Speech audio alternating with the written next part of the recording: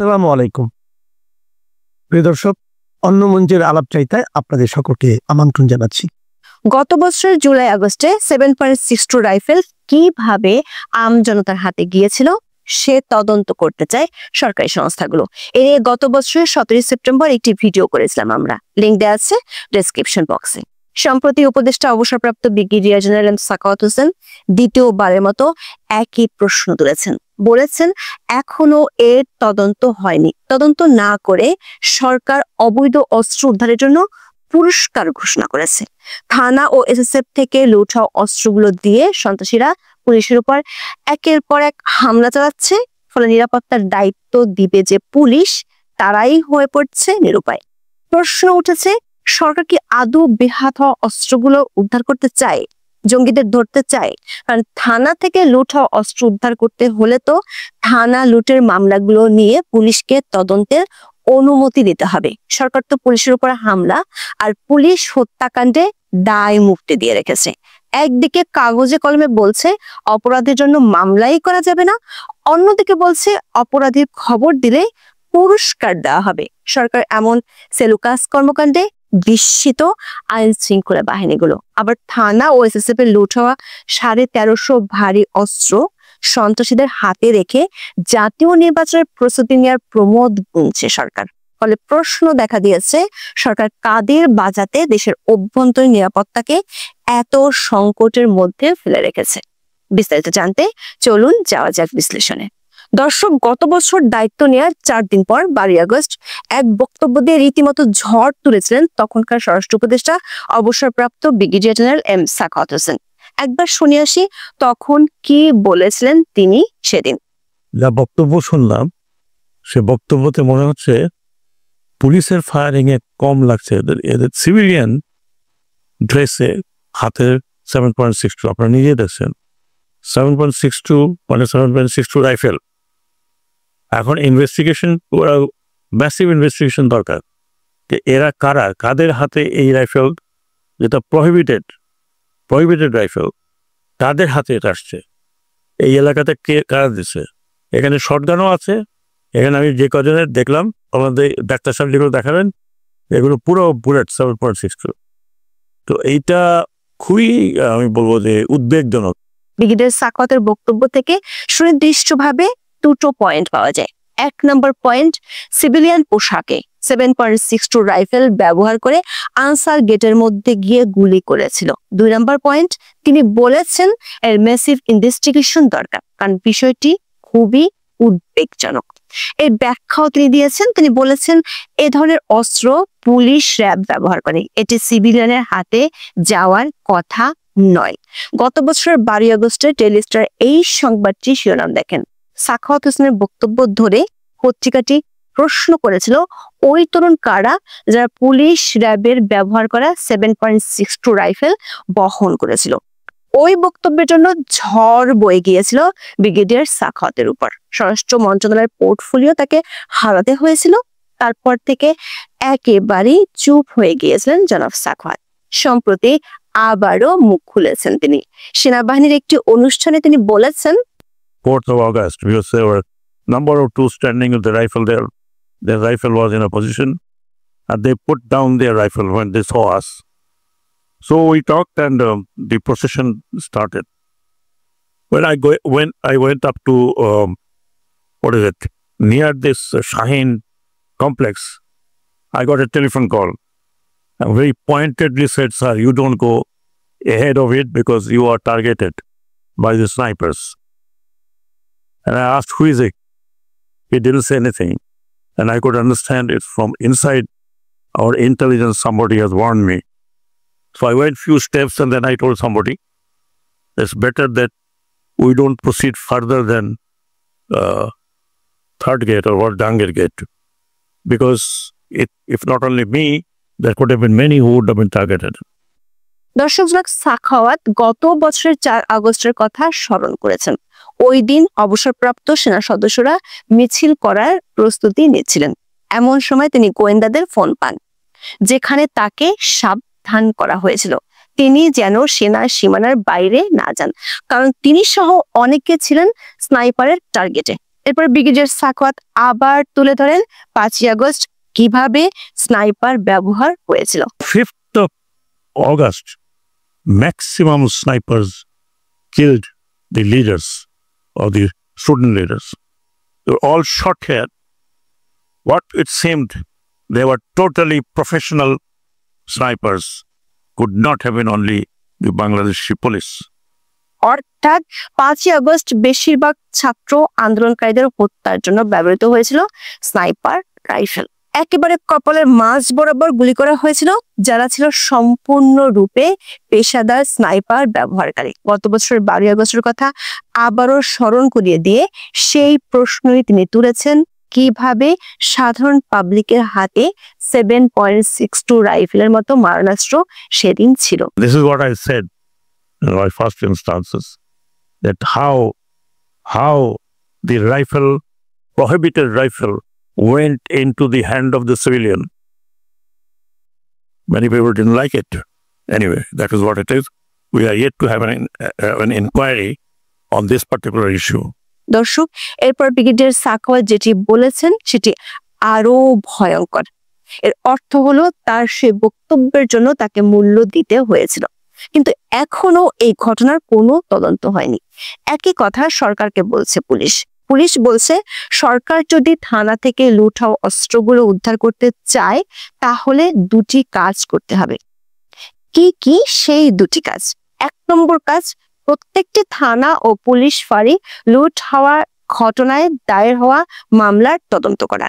এটি করতে হলে সরকারকে গত বছরের জুলাই আগস্টে সংগঠিত পুলিশ হত্যাকাণ্ডের বিচার করতে হবে।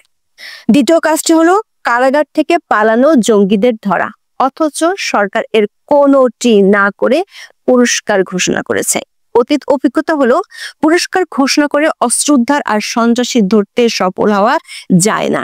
একটু দেখে আসি কি পরিমাণ অস্ত্র গোলা বারুদ তখন লুট হয়েছিল আর কি পরিমাণ উদ্ধার হয়েছে, কারণ সংখ্যাটি জানলে বিপদের ভয়াবহতাটা আঁচ করা যাবে। পুলিশ সদর দপ্তরের তথ্য অনুযায়ী দেশের 664টি থানার মধ্যে 460টি থানা এবং 114টি পুলিশ ফাঁড়িতে হামলা, ভাঙচুর, অগ্নিসংযোগ ও লুটপাট চালানো হয়। মোট 5,753টি আগ্নেয়াস্ত্র এবং 6,51,832টি গোলাবারুদ খোয়া গিয়েছিল। গুলি ছাড়াও এর মধ্যে ছিল টিয়ার গ্যাসের shell, tear gas grenade, sound grenade, smoke grenade, stun grenade ও টিয়ার গ্যাস স্প্রে। গত বছরের 3 সেপ্টেম্বরের মধ্যে এগুলো ফেরত দিতে বলেছিল পুলিশ। সেপ্টেম্বর থেকে অবৈধ অস্ত্র উদ্ধারে দেশব্যাপী যৌথ অভিযান চালায় অন্তর্বর্তী সরকার, কিন্তু চলতি বছরের 23 আগস্ট পর্যন্ত লুট হয় সব অস্ত্রের মধ্যে উদ্ধার হয়নি 1,363টি। গোলাবারুদের মধ্যে উদ্ধার হয়নি 2,57,720টি। তবে সরকারের চিন্তা বেড়েছে গণভবন এবং সংসদ ভবন থেকে স্পেশাল সিকিউরিটি ফোর্স বা এসএসএফ এর লুট হওয়া অস্ত্র এবং অত্যাধুনিক সরঞ্জামগুলো। এসএসএফ এক প্রতিবেদনে জানিয়েছে লুট হয় মোট 32টি অস্ত্র। সব মিলিয়ে সেদিন গণভবন ও সংসদ ভবন থেকে এসএসএফ এর লুট হওয়া এবং নষ্ট করা সম্পদের মূল্য ছিল 5,28,00,000 টাকা। গণভবনের এসএসএফ এর অপারেশন কক্ষে বিভিন্ন ধরনের টেকটিক্যাল গিয়ার বা অস্ত্র, গোলা বারুদ, সাজ সরঞ্জাম, বেতার যোগাযোগ ও অপারেশনাল সরঞ্জামাদি স্থায়ীভাবে স্থাপন করা 2টি ভল্টে মজুদ ছিল। সব মিলে পুলিশ ও এসএসএফ এর লুট হওয়া অস্ত্রের মধ্যে এখনো 32% উদ্ধার করা যায়নি। 1 বছর পর এসে সরকারের ঘুম ভেঙেছে। লুট হওয়া অস্ত্র উদ্ধারের জন্য সরকার পুরস্কার ঘোষণা করেছে। 25 আগস্ট স্বরাষ্ট্র উপদেষ্টা এমন তথ্য জানিয়েছেন, 500 থেকে 5 লাখ টাকা পর্যন্ত পুরস্কার দিবে সরকার। এর মধ্যে লাইট মেশিন গান বা এলএমজির জন্য সর্বোচ্চ 5 লাখ টাকা আর সর্বনিম্ন প্রতি পিস গুলির জন্য 500 টাকা করে পুরস্কার দেওয়া হবে। তবে এই ঘোষণা নিয়ে কিছু গুরুত্বপূর্ণ প্রশ্ন সামনে আসে। প্রথম প্রশ্নটি হলো, কেন এই ঘোষণা ঘটনার 1 বছর পর করা হলো? যদি এই পদক্ষেপ এতই গুরুত্বপূর্ণ হয়ে থাকে তবে কেন এটি এত দেরিতে নেওয়া হলো?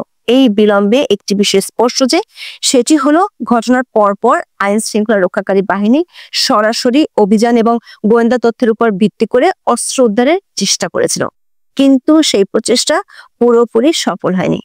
এই পুরস্কার ঘোষণা একরকম সেই ব্যর্থতারই পরোক্ষ স্বীকারোক্তি। পুলিশের একাধিক সূত্র বলছে সম্প্রতি ঘটে যাওয়া কয়েকটি ঘটনায় বিচলিত হয়ে পড়েছে সরকার।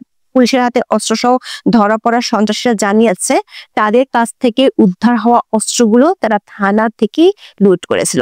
শুধু চট্টগ্রাম মহানগরীতে গত 6 মাসে পুলিশ কমপক্ষে এমন 7টি ঘটনা জানতে পেরেছে। সবচেয়ে ভয়ঙ্কর তথ্য মেলে গত মার্চে পুলিশ জানতে পারে এসব লুট হওয়া অস্ত্র কয়েক হাত ঘুরে বিক্রি হচ্ছে, যার সাথে জড়িত খোদ পুলিশ সদস্যরাই। গত 19 আগস্ট এক সংবাদ ব্রিফিং এ র‍্যাব 2 এর উপ অধিনায়ক নাজমুল্লাহ ওয়াদুদ খোলাসা করেন কেন এখনো লুট হওয়া অস্ত্রগুলো উদ্ধার হচ্ছে না। তিনি দাবি করেন লুট হওয়া এসব অস্ত্র কয়েকটি হাত বদল হয়েছে, কয়েকটি হাত বদলের মাধ্যমে এসব অস্ত্র অপরাধীদের কাছে চলে গেছে। সবশেষ গত 25 আগস্ট মুন্সিগঞ্জের গজারিয়ায় পুলিশের উপর ডাকাতরা থানা থেকে লুট হওয়া অস্ত্র দিয়ে হামলা চালিয়েছে। এমন বেশ কয়েকটি ঘটনার আলোকে সংস্থাগুলো রিপোর্ট দিয়েছে সরকারকে। সূত্র বলেছে সরকারকে যেসব সুপারিশ করা হয়েছে তার কোনোটি করছে না সরকার, বরং তার বদলে পুরস্কার ঘোষণা করে বিষয়টিকে আড়াল করার চেষ্টা করছে। এমন পরিস্থিতিতে পুরস্কারের ঘোষণাটি নিছক লোক দেখানো ছাড়া আর কিছুই না, বরং অস্ত্র উদ্ধার করতে হলে যা যা করতে হবে সেগুলো করার রাস্তা বন্ধ করে রেখেছে সরকার, যেটির আভাস আমরা পেলাম ব্রিগেডিয়ার জেনারেল এম সাখাওয়াত হোসেনের কথায়। 7.62 রাইফেল কিভাবে সাধারণ মানুষের হাতে গিয়েছিল সে তদন্ত হয়নি এখনো, বরং সরকার ইমিউনিটির মাধ্যমে সে তদন্ত বন্ধ করে রেখেছে। পুলিশের ভাষ্য হলো থানা ও ফাঁড়িগুলোতে হামলা ফৌজদারি অপরাধ। গত বছরের 15 জুলাই থেকে 8 আগস্ট পর্যন্ত 550 বেশি থানা এবং ফাঁড়িতে হামলা হয়। অনেক থানায় পুলিশ হত্যা করা হয়েছে। সরকারি হিসেবে এই সংখ্যা 44 হলেও এই সংখ্যা আরো বেশি হতে পারে। লুট হওয়া অস্ত্র উদ্ধার এবং পুলিশ হত্যার বিচারের জন্য পুলিশের পক্ষ থেকে দেশের অনেক থানায় মামলা হয়েছিল। এ নিয়ে পুলিশের পক্ষ থেকেও তদন্ত শুরু হয়েছিল, কিন্তু সরকার সমর্থক একটি গ্রুপের চাপে পড়ে গত বছরের 14 অক্টোবর স্বরাষ্ট্র মন্ত্রণালয় থেকে একটি লিখিত বিবৃতি দেওয়া হয়। ওই বিবৃতিতে বলা হয় গত বছরের 15 জুলাই থেকে 8 আগস্ট পর্যন্ত জুলাই বিদ্রোহের সঙ্গে সম্পর্কিত ঘটনাগুলোয় কোনো মামলা, গ্রেপ্তার বা হয়রানি করা হবে না। অথচ দেশের সংবিধান ও আইনে এ ধরনের ইনডেমনিটি দেওয়ার কোনো সুযোগ নেই। তখন পুলিশের মধ্যে ব্যাপক অসন্তোষ দেখা দিয়েছিল। বিষয়টি নিয়ে আপত্তি জানিয়েছিলেন তখনকার আইজিপি মইনুল ইসলাম এবং JMP commissioner Mainul Hossain. 5 August Sheikh হাসিনার সরকারের পতনের পর তাদের নিয়োগ দিয়েছিল সরকার, কিন্তু পুলিশ হত্যাকাণ্ডের জন্য মামলা ও সেসব ঘটনার বিচার করা যাবে না এমন বিবৃতিতে হতাশ হয়ে পড়ে পুলিশ বাহিনী।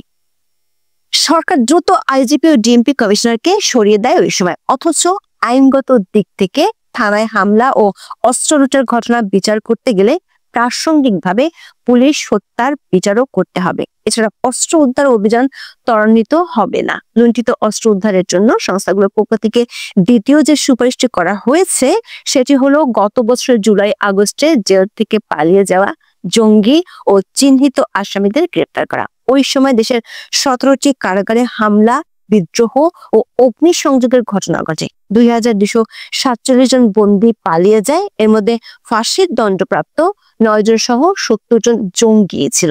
পুলিশের এক রিপোর্টে বলা হয়েছে নিরাপত্তার জন্য বড় ধরনের হুমকি এসব জঙ্গি ও চিহ্নিত সন্ত্রাসীদের পালিয়ে থাকা। কিন্তু সরকার উদাসীনতা সবচেয়ে বেশি জঙ্গিদের গ্রেপ্তারে। একটু পরিসংখ্যান দিয়ে দেখি সরকারের কেমন উদাসীনতা চলছে। গত বছরের 17 September IG prison brigadier general Syed Mohammad Motahar Hossain সংবাদ সম্মেলনে জানিয়েছিলেন জুলাই আগস্টে 8টি কারাগার থেকে অস্ত্র লুট হয়েছিল 94টি। এর মধ্যে 65টি উদ্ধার করা হয়েছে, মানে 29টি এখনো বাইরে আছে। পলাতক বন্দীদের মধ্যে জঙ্গি ছিল 79 জন, যাদের মধ্যে সাজাপ্রাপ্ত জঙ্গি ছিল 9 জন।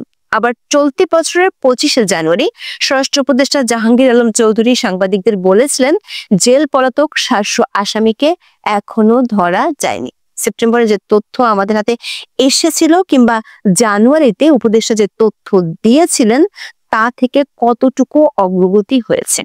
আইজি প্রিজন 26 আগস্ট সংবাদ সম্মেলন করেছেন, সেখানে বলেছেন এখনো সেই জঙ্গিরা পলাতক 700 আসামি, 29টি অস্ত্রের একটিও কারাগারে ফেরত আসেনি।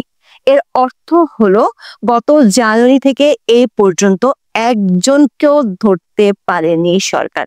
উল্টো বিবিসি বাংলার খবরে বলা হয়েছে গত 1 বছরে জঙ্গিবাদের অভিযোগ থাকা এমন কমপক্ষে 300 জনকে জামিন দিয়েছে সরকার। এমনকি মার্কিন সরকারও জঙ্গিদের ধরতে সরকারকে কয়েক দফা চাপ দিয়েছে।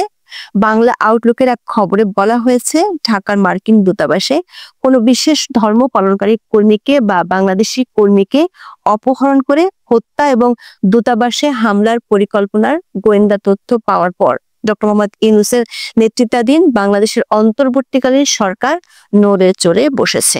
আর এর পরপরই গ্রেপ্তার হন শামীম মাহফুজ।